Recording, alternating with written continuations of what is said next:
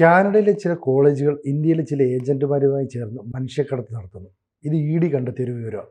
ഞെട്ടിക്കുന്നല്ലേ? അതീവ ഗുരുതരവും ഞെട്ടിക്കുന്നതുമായ ഒരു കാര്യമാണ്. അതിന് മുമ്പ് നമുക്ക് കാനഡയുടെ കണക്കുകൾ പറയണം. കാനഡയിൽ ഒരു വർഷം 2023 കണക്കാണ്. 2023 കാനഡ 1 മില്യൺ സ്റ്റുഡൻറ്റ് വിസയാണ് കൊടുത്തത്. 10 ലക്ഷം സ്റ്റുഡൻറ്റ് വിസയാണ് കൊടുത്തത്. അതായത് $22 ബില്യൺ കാനഡയുടെ ഒരു വർഷത്തെ വരുമാനം. ഇപ്പോൾ ജസ്റ്റിൻ ട്രൂഡോ ഇന്ത്യക്കെതിരെ കിടന്ന് കുറയ്ക്കുന്നുണ്ടല്ലോ. അപ്പോൾ $22 ബില്യൺ ഒരു വർഷം കൊടുക്കുന്നതിൽ $18 ബില്യൺ ഇന്ത്യയിലെ വിദ്യാർത്ഥികൾ കൊടുക്കുന്നതാണ്. ബാക്കി ലോകത്തിൻ്റെ എല്ലാ ഭാഗത്തു നിന്നുമായിട്ട് കിട്ടുന്നത് വെറും $4 ബില്യൺ ആണ്. അപ്പോൾ നമ്മൾ ഈ മാൽദീവ്സ് ഇന്ത്യയോട് ഉടക്കിയതുപോലെ ഇന്ത്യയായിട്ട് അങ്ങ് തുടങ്ങി ഇവിടുന്ന് കുട്ടികളെ ഇനി കാനഡയ്ക്ക് വിടുന്നില്ല എന്ന് ഇന്ത്യ ഗവൺമെൻറ് തീരുമാനിച്ചാൽ ട്രൂഡോ പിച്ചച്ചട്ടിയായിട്ട് ഇറങ്ങേണ്ടി വരും. നമ്മുടെ പൈസ കൊണ്ടാണ് കഴിയുന്നത്. അതായത് കഴിഞ്ഞ വർഷം കിട്ടിയ $22 ബില്യൺ 18 ബില്യണും ഇന്ത്യയുടെ ആണ്. ഇന്ത്യയിൽ നിന്ന് പോയത് എത്ര കുട്ടികളാണെന്നറിയോ? സ്റ്റുഡൻറ്റ് വിസയിൽ 4,27,000 സ്റ്റുഡൻസ്. അതായത് 10 ലക്ഷത്തിൽ 4,27,000 ഇന്ത്യയിൽ നിന്നാണ്. ഈ കണക്ക് നമ്മുടെ മനസ്സിൽ വേണം. അപ്പോൾ കാനഡയിൽ പോയി പഠിക്കാൻ വേണ്ടി ആഗ്രഹിക്കുന്ന ഒരുപാട് പേരുണ്ട്. അവരുടെയൊക്കെ ലക്ഷ്യം എന്ന് പറയുന്നത് അമേരിക്കയിലേക്ക് മൈഗ്രേറ്റ് ചെയ്ത് പോകാം എന്നുള്ളതാണ്. ഇതിനു വേണ്ടി സ്റ്റുഡൻറ്റ് വിസ എടുത്ത് പോകുന്നു.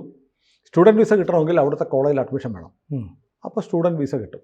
അപ്പോൾ അതിനകത്ത് കാനഡയിലുള്ള ഒരുപാട് നല്ല വിദ്യാഭ്യാസ സ്ഥാപനങ്ങളുണ്ട്. അവിടേക്കൊക്കെ നന്നായി കുട്ടികളെ വിസ കൊടുത്ത് പഠിപ്പിക്കാൻ അയക്കുന്ന ഉത്തരവാദിത്തോടെ പ്രവർത്തിക്കുന്ന ഏജൻറ്റുമാരും സ്ഥാപനങ്ങളുമുണ്ട്. നമ്മുടെ നാട്ടിൽ നിന്ന് തന്നെ ആയിരക്കണക്കിന് ആളുകളെ അയക്കുന്ന സ്ഥാപനങ്ങളുണ്ട്. എനിക്ക് അവരൊക്കെ ഗുഡ് വില്ലുള്ളതാണെന്ന് പറയപ്പെടുന്നു, നമുക്കറിയില്ല. ഇതാരെയും മികഴ്ത്താനോ മോശമാക്കാനൊന്നുമല്ല. കഴിഞ്ഞ 10-ാം തീയതിയും 19-ാം തീയതിയായി ഡിസംബറിൽ ഇ.ഡി. എടുത്ത കേസിനെ തുടർന്നാണ് അഹമ്മദാബാദിൽ പോലീസ് FIR ഇട്ടു. അതിനെ തുടർന്നാണ് കേസെടുത്തത്. ഭവേഷ് പട്ടേൽ എന്ന് പറയുന്ന ഒരാളുടെ കേസാണ് വന്നത്. ഒരാൾക്കെതിരെയാണ് പരാതി വന്നത്. ഈ ഭവേഷ് പട്ടേൽ മുംബൈ, നാഗ്പൂർ എന്നിവിടങ്ങളിലെ 2 ഏജൻറ്റുമാരുമായി ഒരു വർഷം 35,000 പേരെ സ്റ്റുഡൻറ്റ് വിസ കൊടുത്ത് അയക്കുന്നുണ്ട്. എത്ര കോടി രൂപയാണ് കിട്ടുന്ന നോക്കൂ. 35,000 പേരെ കയറ്റി അയക്കുമ്പോൾ ഇവരുടെ കയ്യിൽ നിന്ന് ഓരോരുത്തരുടെ കയ്യിൽ നിന്നും 1 ലക്ഷം രൂപ വെച്ച് വാങ്ങിയാൽ പോലും ഇത് ഭീമമായ തുകയാണ്. പക്ഷേ ഇവരോട് പറയുന്നത് എന്നറിയോ? 1 ലക്ഷം രൂപയെന്നല്ല, 50-60 ലക്ഷം രൂപ വാങ്ങുന്നു എന്നാണ് ഇ.ഡി. കണ്ടെത്തിയിരിക്കുന്നത്. 50-60 ലക്ഷം രൂപ വാങ്ങിയിട്ട് ഇവരോട് പറയുന്നതറിയോ? നിങ്ങൾക്കിപ്പോൾ അവിടെയുള്ള ഒരു 260ഓളം കോളേജുകൾ അതിൻ്റെ ലിസ്റ്റ് ഇ.ഡിയുടെ കയ്യിലുണ്ട്. ആ കോളേജുകളായി ഞങ്ങൾക്ക് ബന്ധമുണ്ട്, ഞങ്ങൾ സ്റ്റുഡൻറ്റ് വിസ വാങ്ങിച്ചു തരാം, നിങ്ങൾ പഠിക്കുകയൊന്നും വേണ്ട. എന്നിട്ട് നേരെ കാനഡ അതിർത്തിയിൽ നിന്ന് അമേരിക്കയിലേക്ക് നിയമവിരുദ്ധമായി കയറുക. ഇപ്പോൾ തന്നെ അടുത്തിടെ 14,000 ഇന്ത്യക്കാരെ നിയമവിരുദ്ധമായി അമേരിക്കയിൽ കടന്നതിന് അറസ്റ്റ് ചെയ്തിരുന്നു. അവരെ ഡിപ്പോർട്ട് ചെയ്യാൻ പോവുക. കുറേ പേരെ ഡിപ്പോർട്ട് ചെയ്തു ട്രംപ് വരുന്നതിന് തൊട്ട് മുമ്പ്. ഇപ്പോൾ 72,500 ഇന്ത്യക്കാർ നിയമവിരുദ്ധമായി നുഴഞ്ഞു കയറിയവരായി അമേരിക്കയിൽ ഉണ്ടെന്നാണ് കണക്ക്. അപ്പോൾ ഈ അടുത്തിടയ്ക്ക് ഒരു സംഭവം ഉണ്ടായി. ഒരു ഫാമിലി ഇതുപോലെ കാനഡയ്ക്ക് പോയി, കാനഡയിൽ നിന്ന് അവരെന്ത് ചെയ്തു? ഏജൻറ്റ് പറഞ്ഞു നിങ്ങളെ അമേരിക്കയിലേക്ക് കടത്താമെന്ന് പറഞ്ഞ് ഇവരെ അതിർത്തി ക്രോസ് ചെയ്യാൻ കൊണ്ടുപോയ സമയത്ത് എന്തറിയോ? മഞ്ഞുകാറ്റുണ്ടായി. മഞ്ഞുകാറ്റടിച്ച് ഇവരതിൽ പെട്ടു. ഏജൻറ്റ് സ്ഥലം വിട്ടു. ഇവർ കുടുംബത്തോടെ മരിച്ചുപോയി. അങ്ങനെ സംഭവം റിപ്പോർട്ട് ചെയ്ത് വന്നിട്ടുണ്ട്.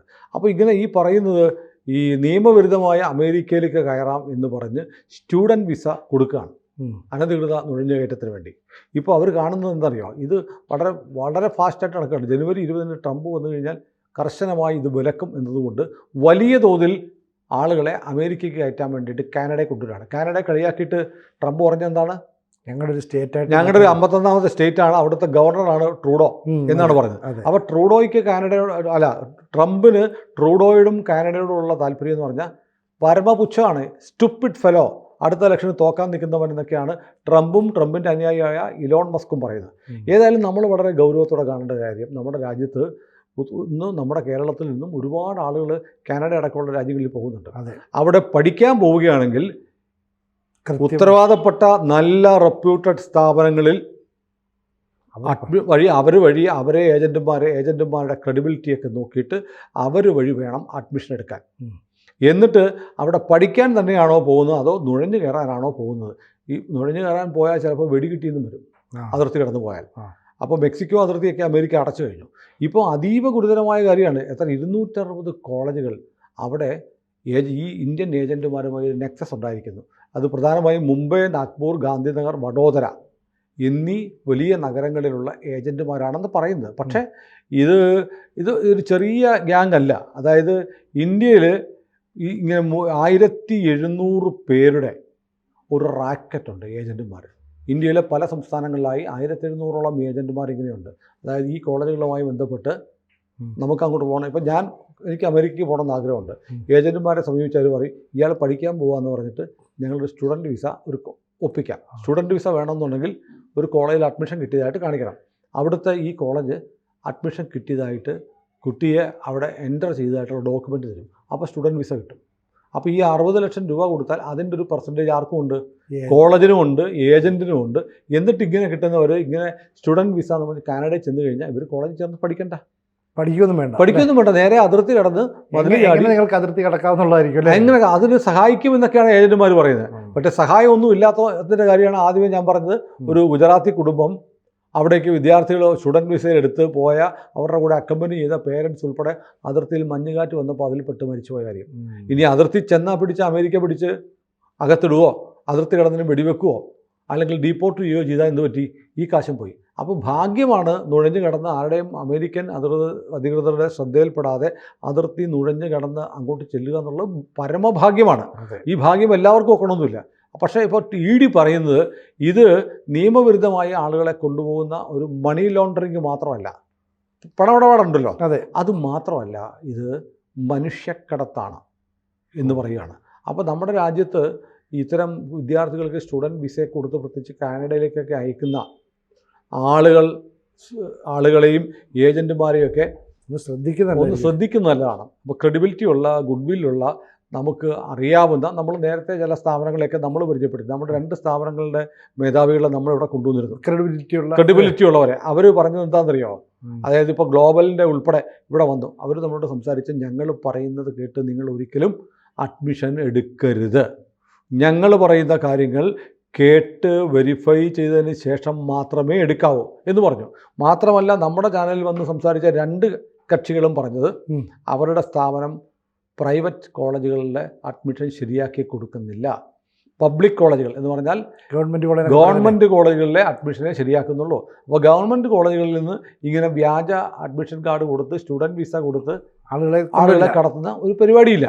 അപ്പോൾ ഈ പറഞ്ഞ പോലെ 35,000 പേരെയൊക്കെ ഒരു വർഷം നോർത്ത് ഇന്ത്യയിൽ അയക്കുന്ന ഏജൻറ്റുമാർ എത്ര ഭീമാകാരമായ ഏജൻസിൻ്റെ ആയിരിക്കും. അപ്പോൾ ഈ സ്വകാര്യ മേഖലയിൽ എല്ലായ്പ്പോഴും ഇത്തരം തെറ്റായ കാര്യങ്ങൾ ആവണമെന്നില്ല. അല്ല, സ്വകാര്യ മേഖലയിൽ എല്ലായിടത്തും വേണമെന്നില്ല. അല്ല, അവർ നോക്കുമ്പോൾ കോളേജുകാരെ നോക്കുമ്പോഴത്തേക്ക് ഫേക്കായിട്ടുള്ളൊരു 10-100 അഡ്മിഷൻ കൊടുക്കുന്നു.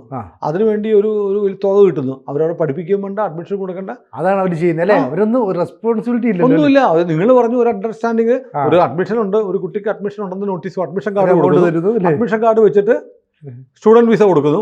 ഇവൻ അവിടെ ചെന്നപ്പോൾ അവൻ ജോയിൻ ചെയ്തില്ല. എന്ത് ചെയ്യാൻ പറ്റും? ഇവന് സ്റ്റുഡൻറ്റ് വിസ കിട്ടുകയും ചെയ്തു. ഇവൻ അവിടെ ചെന്ന് ജോയിൻ ചെയ്യാതെ വന്നാണെന്ന് പറയാം. കോളേജിൽ എന്ത് ചെയ്യാൻ പറ്റും? അഡ്മിഷൻ കിട്ടി, നീ അഡ്മിഷൻ എടുക്കാൻ അങ്ങോട്ട് പോകുന്നു, അതിൻ്റെ ഒരു ഫീസും അടച്ചു. ഫീസ് അവർക്ക് കിട്ടി. ഫീസും കൂടാതെ എന്തൊരു അധികം എക്സ്ട്രാ ഉണ്ടെങ്കിൽ അത് കിട്ടി. അവിടെ ചെന്ന് കഴിഞ്ഞ് ആ കുട്ടി അവൻ്റെ സ്റ്റഡി ബ്രേക്ക് ചെയ്താൽ കോളേജിനൊന്നും ചെയ്യാനില്ല. ഇത് കോളേജിനറിയാം. അവർക്ക് ആ സീറ്റ് എന്ത് ചെയ്യും? ഇവൻ പോകുമ്പോൾ ആ സീറ്റ് ഡ്രോപ്പ് ഔട്ട് എന്ന് കാണിച്ച് അടുത്ത കൊടുക്കുകയും ചെയ്യാം. അപ്പോൾ അവർക്ക് ഇരട്ടി ലാഭമാണ്. അപ്പം ഈ പോകുന്നവരോട് പറയുന്നത് 1 വർഷത്തെ ഫീസ് അടയ്ക്കണം. ഫീസ് അടച്ചു.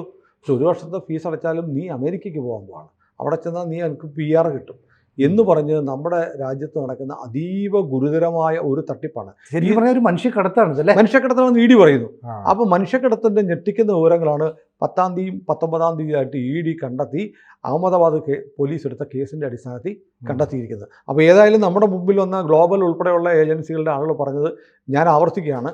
ഓരോ ഏജൻസിയും അവരങ്ങനെ തന്നെ പറഞ്ഞത്, ഞങ്ങൾ പറയുന്നത് കേട്ട് അഡ്മിഷൻ നിങ്ങൾ എടുക്കരുത്. നിങ്ങൾ ആ ഡീറ്റെയിൽസ് വെച്ച് നിങ്ങൾ ഗൂഗിൾ ചെയ്ത് മറ്റു മാർഗങ്ങളിലൂടെ അന്വേഷിച്ച് കൺഫേം ചെയ്യാതെ കുഞ്ഞുങ്ങളെ അയക്കരുത്.